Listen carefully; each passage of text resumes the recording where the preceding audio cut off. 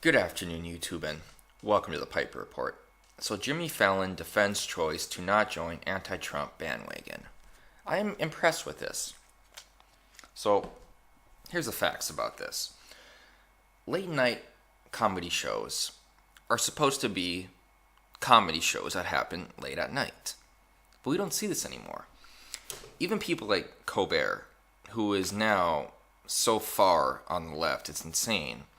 Back when he was on The Daily Show, and then his subsequent show, The Colbert Report, he actually mocked both parties. He didn't have one specific narrative. He attacked George Bush, but then he also attacked the Democrats. He attacked Obama. He attacked everyone. We don't see this anymore now. It seems now, late night, they have a political, not really a political bias, but a political goal in mind. What can they do to try to warp the minds of those who listen to them? How can they add to the anti-Trump rhetoric? And they're trying very, very hard. Jimmy Kimmel now, it almost seems like he wants to run for president.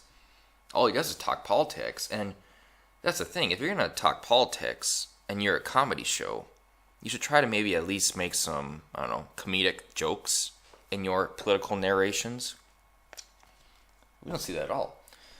I don't think Jimmy Kimmel's long monologues of his anti-Trump rhetoric or just his political bias has any type of comedic levity in it at all. He just wants to tell you what's wrong and right. He wants to be the moral conscience of America. It's sad. It is sad. Because if you look at his past, Jimmy Kimmel, when he was on The Man Show, he did some things that may be morally questionable.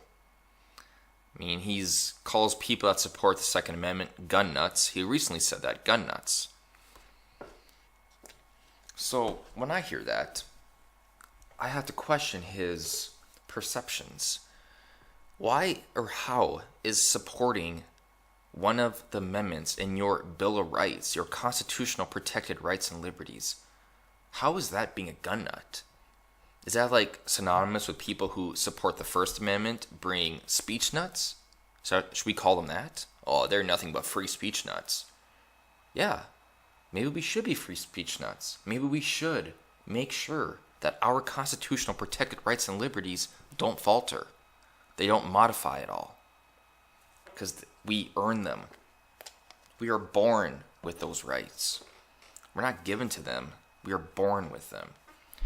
I don't really listen to any late night comedy shows. When I was younger, I watched Jay Leno a little bit, like when I was in my teens and stuff. And I like Jay Leno. He did the same thing.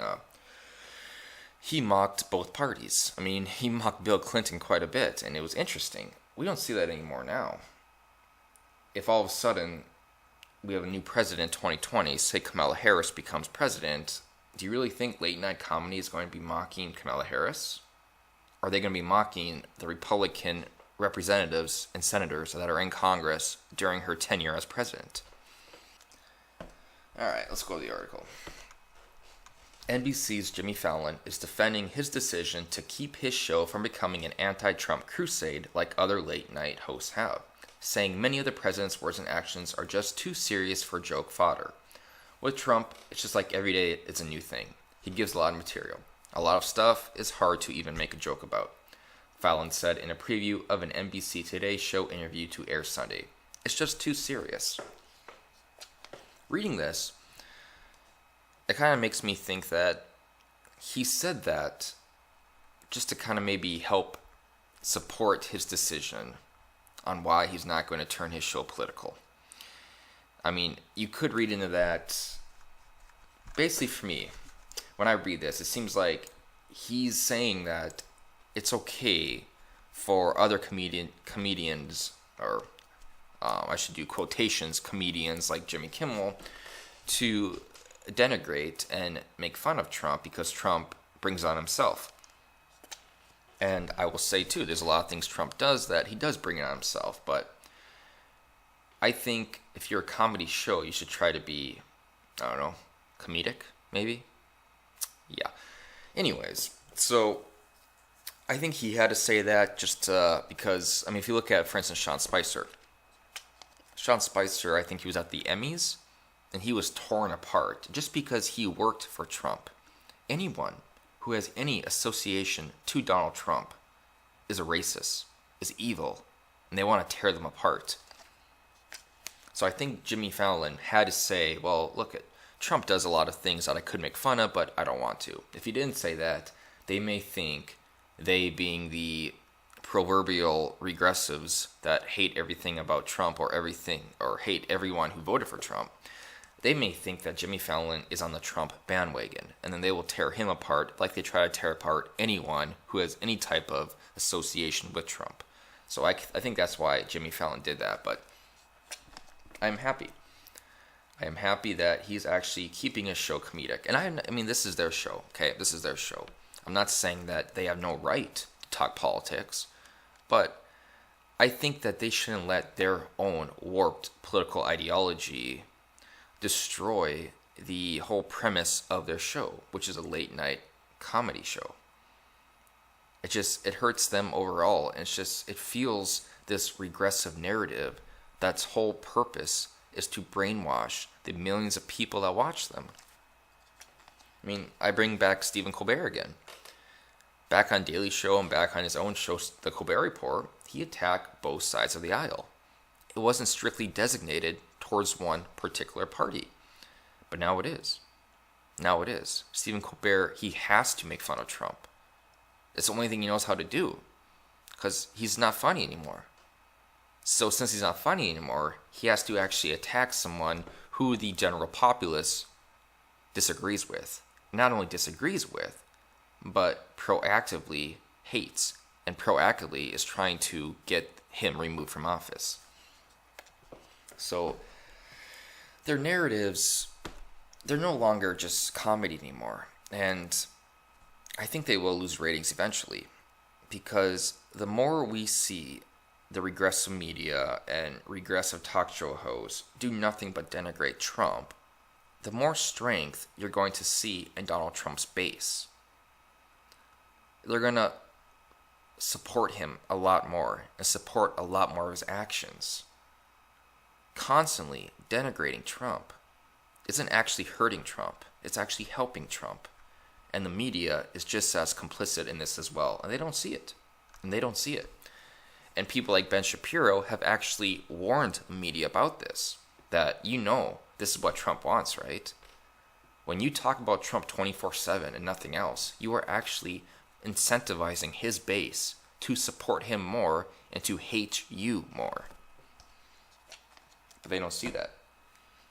And if Trump does decide to run in 2020, they're not helping themselves. They're not helping themselves. They could be responsible for a Trump re-election, but then they will blame it on racism and all this other stuff, because one thing about Hollywood is that they don't know how to take responsibility for their own actions.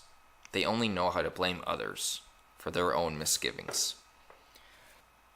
To be sure, several late-night TV hosts have, since essentially the start of Trump's winning 2016 White House bid, made attacking and satirizing the president a big part of their monologues. Among them are Stephen Colbert, host of the CBC Late Show, and Jimmy Kimmel of ABC's.